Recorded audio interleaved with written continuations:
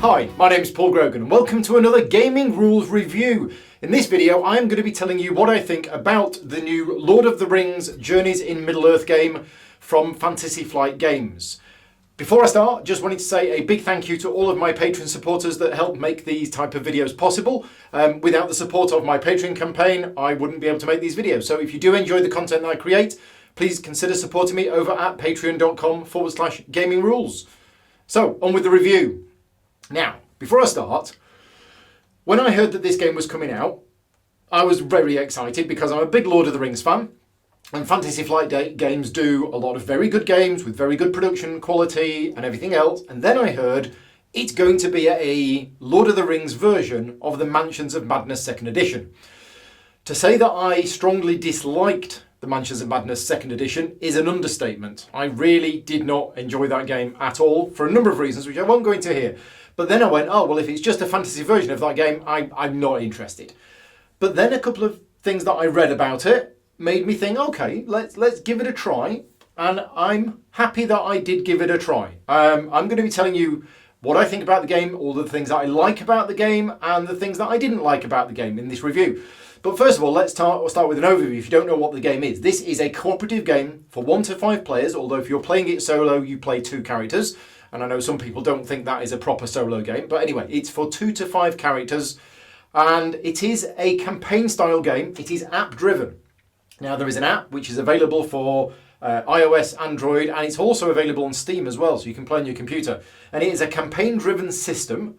I can't remember exactly how many scenarios are in the first campaign. The app at the moment only comes with 1 campaign, but I think there's like 14 scenarios. I've played through the first 4 of them, and I've actually played the first one 4 times with different groups. So yeah, I've played the game, 7 times in total, and I've played up to scenario 4, and I've seen a number of different types of scenarios, and I've played with player counts of 2 and 4. So yeah, just to frame my experience with the game. So yeah, cooperative, fantasy-based game. It is app-driven, but it's also campaign-driven, and there is a I'm not going to say legacy because you don't physically alter any of the components within the game, but the app remembers where you are up to within the campaign, and success or failure in one scenario will modify how the next scenario plays out. So even if you fail a scenario, the campaign carries on going, and it's always the same. So it's a linear storyline in terms of the scenarios. But as I say, if you succeed in one scenario, then that will give you a bonus going into a certain thing in the next scenario. But if you fail in that one, you'll start scenario 3, with some kind of penalty or something like that. So yeah, the app is especially well done. If you don't like apps in games, then forget this. Turn off this video now and stop watching, because this is a very heavily app-driven game. You cannot do what the app does. Well, I mean, you could do it with pieces of paper. One of the things which I compared the campaign element to is the Arkham Horror card game, which I play a lot. Now, in the Arkham Horror card game, when you do something in the campaign, it says make a note of this in your log, and you write down, oh, we managed to save, David Smith from the Gribbly monster, whatever. The app, it remembers all that for you. So it's all built in, and it does the whole thing for you. The other thing, so in Mansions of Madness, that is self-contained one-off scenarios. And each one will take you about 3-4 hours, something like that. In this, the scenarios are taking us about 1 hour to play, just over an hour with 2 players, and with 4 players it took about 2 hours. Which is a lot more easily to fit in on a game night, but the campaign does continue between one game and the next. So your character will get experience points, which you can spend on buying new cards, and you will also get lore as a party, Lore, which you can use to upgrade your equipment, which is a bit unusual, but basically there's 2 types of experience point currency. So your character will develop in terms of the cards that it has and the equipment it has as the campaign goes on. Now, talking about the app is brilliant. I'm going to put some things on screen now just to show you some things in there. It's really well done. It's a very, very great job by Fantasy Flight Games. The app is brilliant. The music contained within the app is amazing, and it's very much like the films. So if you like the music from the films, it's very similar to that. They've done a really good job. Just the interface, the graphics, the way that it all works is really good. There's so many little nice touches with the game. So for example, when you're first starting a game, and don't worry about spoilers because the map is kind of, semi-randomly generated at the start of each scenario. And I'll touch on replayability in a minute, but don't worry about spoilers. This foggy area here, this is telling you where the future map tiles are going to go, so you can set up your board without having to keep moving everything around when the map expands. It's just a really nice touch that shows they've put a lot of care and attention and detail into the app. Now, there is one bad thing about the app, which I came across the other day. The app has never crashed on me, but if it does crash, it kind of saves itself every so often, so you can go back and carry on where you left off. Although I didn't have it crash. I was halfway through a game and I exited the app. And then when I carried on playing the game later, I was like, oh, wait a minute, it's not remembered exactly where we're up to. And it's because I didn't press save and quit. So that was my fault. So I had to redo a couple of bits that I'd already done. But one thing that the app didn't do is if you miss something in the app, then you can't go back. And there is a big log where it tells you everything that's happened, which is great, but there was one bit where it said, and set the heroes up on this space. And I'd missed that bit and I'd moved on. And I had no way of finding out where I should have started. So I had to guess. So app is amazing, one of the best apps I've seen for an integration of a board game, really, really well done. But as I say, not being able to go back, it caught me out. So that's the app. Production quality in the game, I mentioned at the start, Fantasy Flight games do really good production quality. It's really good. Now, some people will say, oh, the artwork's boring and it's bland, but this artwork you see here is for outdoor terrain, and it's actually really nice. And what happens in the app, when you explore a particular area, the flavour text that it gives you actually matches the tile itself, which is really nice. So this one, there's a lake in the middle, so it'll talk about the lake. It isn't just, random bits of terrain that don't mean anything. I mean, yeah, they don't mean anything, but, it's nice that the flavour text corresponds to it. These are all double-sided. Now, some of them are just other countrysides on the other tiles. Some of them are cave systems. So you actually get cave systems or buildings or whatever. There's quite a lot of these, and as you can see, I've got a game set up. This isn't a real game. I've just kind of put these out. But as you explore on the app, you will be told to put these down and everything else. Anyway, components-wise, yeah, these are really, really good. The game comes with a gazillion cards. Typical Fantasy Flight games. They're really the good quality, linen finish. The artwork is brilliant. The graphic design, the interface is all really good. The text is really small. I need my glasses now, but that's because I'm getting old. The figures are really good quality. And if you are going to paint them, then I recommend Sarastro's painting guide, which is fantastic. And I'm going to be following that when I start to paint these. But yeah, the figures are really good quality. And whilst it looked like you don't get that many of them, it's certainly enough, and I'm sure that they're going to be expanding upon this game with more and more stuff. Other counters, it's normal Fantasy Flight game stuff, so if you've got any of their other games, it's all really good quality. Rulebook-wise, they've gone with the 2 rulebook approach, which I know some people hate. It's really good. There is the quick Learn to Play guide, which is what I used the first time I played it, and I've actually done a video, me and Tom, playing through the first game, and we kind of only just read this. And it is a nice introduction. It takes you step by step through what you need to know to play your first game, and that's it. And that's enough to play your first game. And that's what I used. And it's a really well written rule book. It's very, very good. And then there's the rules reference. And this is a big tome with lots and lots. And what they've done, they're going with a slightly different approach. They've actually got numbered points. So this is this section here, right? 59 modifiers, and here's a wall of text. So there's an appendix at the back, not an appendix, an index.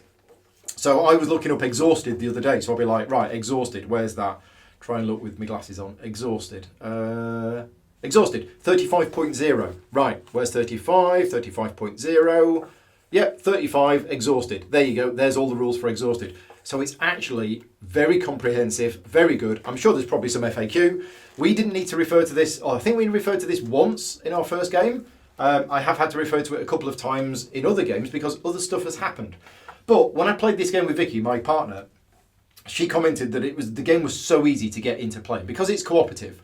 As long as one person knows the rules, and they don't even need to know all of the rules, you can sort of just dive in and start playing straight away. The thinking bit is in the card play, because you have your own deck of cards, which is 15 cards at the start of the game. And a lot of these cards have text on, which is really small. So that's going to be and it's not really a hurdle, but if you're teaching new people how to play the game, the cards and knowing what these cards do That's the only bit that's really, and I say it's not complicated, but that's the only bit that's going to make them have to think. Right, speaking of the cards, the mechanism for resolution of events in this game is card-based. Basically, during the course of the game, you will be asked to make various skill tests, including attacking an enemy. Attacking an enemy is a test. So doing a test, if you're trying to climb a tree, that'll be an agility test. If you're trying to move a heavy stone, that'll be a might test. If you're trying to work out a puzzle, will be a wit test.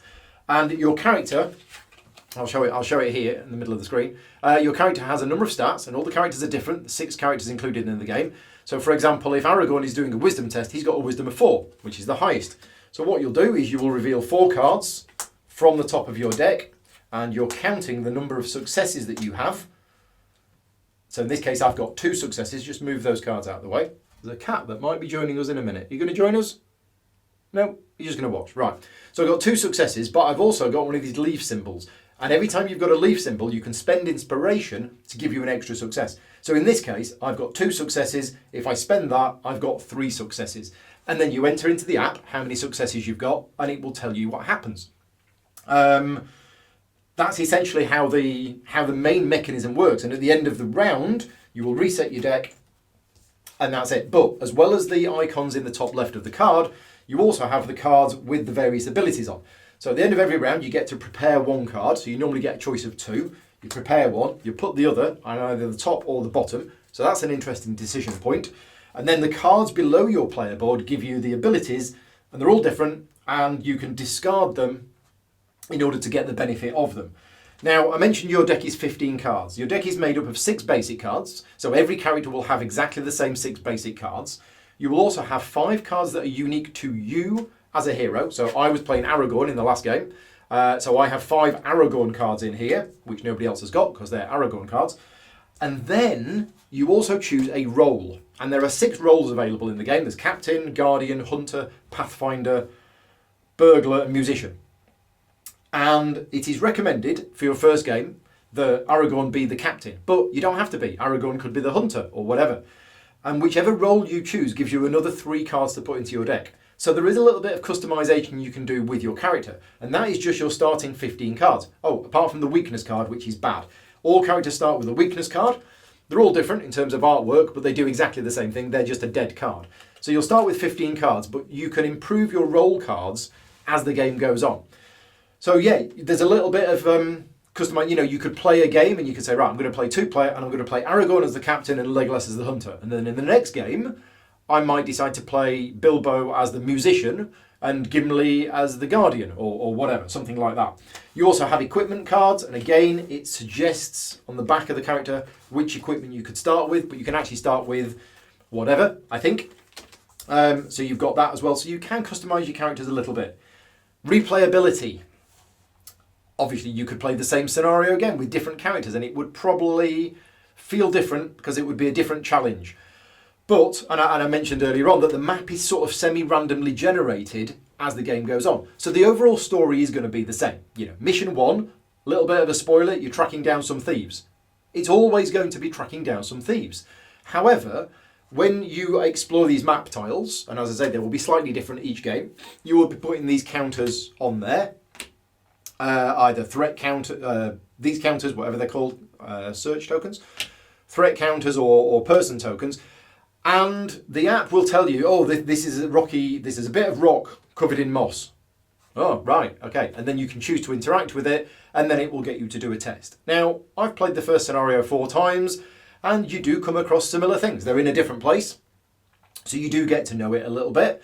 And when I first played it, I just felt that it was completely random. It was like, well, it doesn't matter what the token is. The app has just randomly generated something that it is, and I will now do a random test against a random skill. It isn't quite as random because you can get an idea based on the information you get from the app. So if you look at this and it says, oh, this is a tree and there's something up, you think, oh, I'm going to climb that. That's going to be an agility test. Who's got the highest agility? Legolas has got the highest agility. Why don't you go there and you climb the tree? So you can actually learn a little bit from the information that you get about which kind of test it's going to be.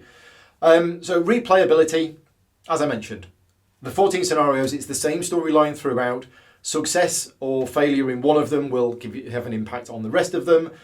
But I've certainly felt it was replayable enough to the extent that I would happily play Scenario 1 again. I don't know how many times I would play Scenario 1, because as I say, I played it 4 times and I now know that scenario. And although it does play out differently, I'm not going to get that same experience again the 5th time I play it. Because like a lot of games like this, the first time you play it, you're going to be like, oh, what's the story? Where's it going to go? Oh, this has happened. Oh, I didn't expect that.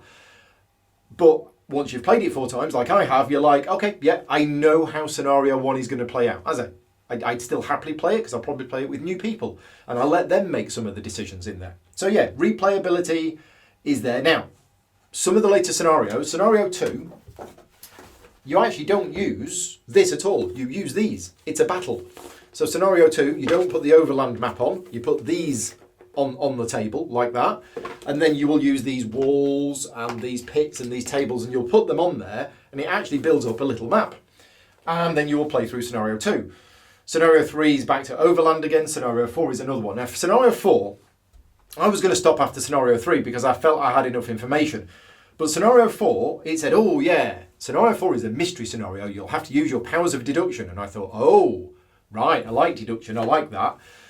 And I'm going to try not to give any spoilers here, but you have to find some information. You have to find something. And you will be given clues to find that particular something. And I actually failed the first time I played it.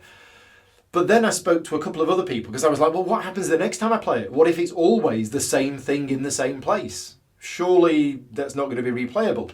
Thank you to Andrew Jackson and Kat Jackson, who've both played Scenario 4 a number of times, and I've played Scenario 4 once, and they said, no, it's not always the same. So you will be given clues in that scenario to help you find a particular something, and the next time you play, it will be a different particular something, and the clues will lead you down a different path. So you can't just go into that scenario and go, oh, well, I've done this before, it's that, and that. No, you can't. It will be different things each time. So yeah, replayability was better than I expected.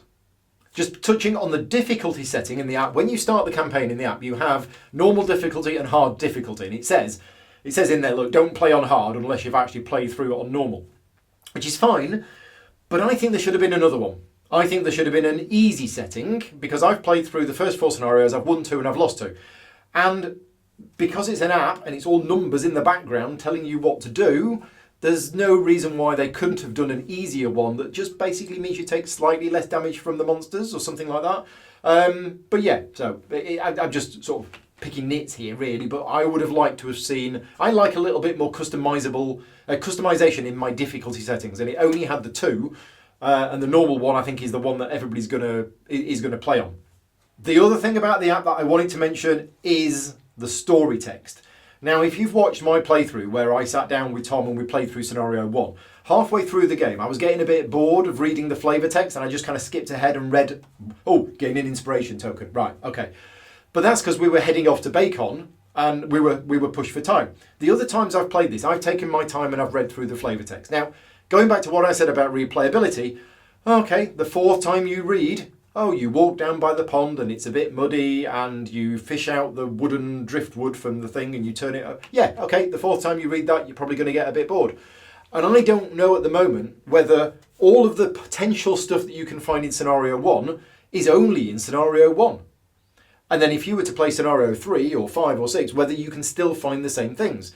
I don't know. I need to play more of it to find that out. But the flavour text is in there. Now, I'm not some, amazing thespian actor. My knowledge of the English language isn't, incredibly great, or he says stumbling for words. Basically, what I'm saying is I know a number of people have been very critical of the writing style in the app and have said, oh, it's terrible, it's really badly written. From my point of view, it's not badly written. I have read it out a number of times when I've been playing the game, and when I played the game with Vicky, my partner, and when I played the game last night, I read out the flavour text and I thought it was well written. If that makes me an idiot, fine. But I class myself as, a normal gamer, and for a normal gamer, I thought the text was well written. It was very thematic. It really did capture, I feel, because it's set before the Lord of the Rings films, and I felt it did capture that. So yeah, personally, I thought the text was well written and the story was good, and I enjoyed that. So yeah, no complaints for me on that respect. Other bits that I liked about the game, well, there's so many little bits about the game. I like when you get experience points and you spend experience points to buy new cards for your deck. You can change your mind in the next scenario and you can give those cards back and get the same amount of experience points back. It allows you to just respec your character, which is a lot more friendly than a lot of games, which is like, oh no, you spent your XP, you bought that card, you're stuck with that card now for the rest of the campaign.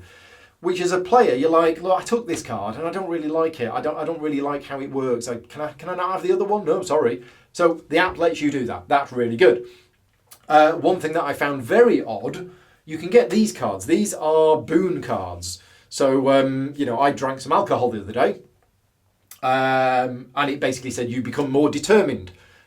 I'm not suggesting that you should drink alcohol to become more determined. No, but basically, I got this card. Oh, what does this do? Oh, this means that I can discard it when I'm doing a test to give me a bonus in that test. All very thematic, all works really well. The other day when I was playing, I hid in a bush and I gained the hidden card, which is, oh, what's this? Oh, it means that when something attacks me, it misses, or when I attack something, I can discard this card to get a success. Well, that worked because I'm jumping out of the bushes to attack them. It's great. Half an hour later, and I'd moved over the other side of the map, I still had this hidden card because nothing told me to remove it. That didn't really make sense. So yeah, that was a little bit odd. Lots and lots of cards, as you can see here. Lots of skill cards, lots of equipment cards, lots of item cards, all sorts of stuff going on. A couple of little quirks with the rules, but only really the hidden one. The rest of it all seemed to fit in together. I've enjoyed my games of it. I definitely want to play it again. And the great news for me is that Vicky actually enjoyed playing it, which means this is going to get to the table.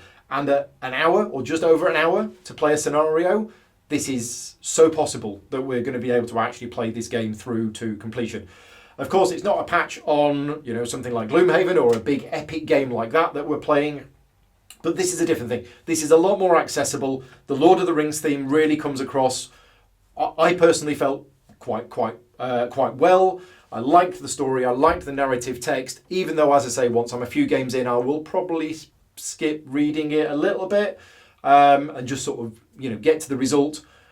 I like this game a lot more than I was expecting. And that's not just because it's a fantasy game, so, you're going to like that more than Cthulhu. No, it's not that. Well, it might be a little bit that. It's, as you put this package together, for what this game is, it's brilliant. Now, if you're expecting, a good, meaty, heavy Euro with non-randomness and things like that, it's not that. It's not that at all.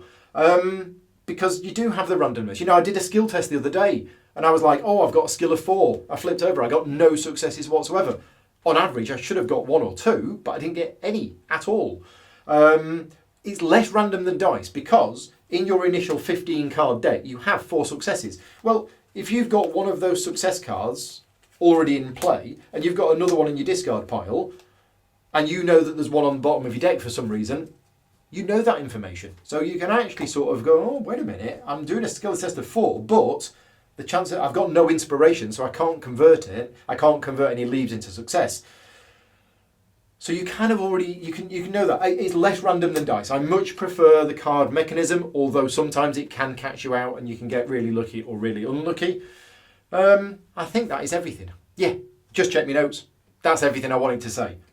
I think that's everything I want to say. If you've got any comments or feedback, please let me know. If you like the game or you really didn't like the game, then please let me know which bits you liked about it and which bits you didn't like about it. I'm always here, eager to hear other people's opinions on the game. This was my opinion on the game. And as mentioned at the start, thank you very much to all of my Patreon supporters for making this video possible. If you do like my content, then please consider supporting me over at patreon.com/gaming rules. And until next time, take care and thanks for watching.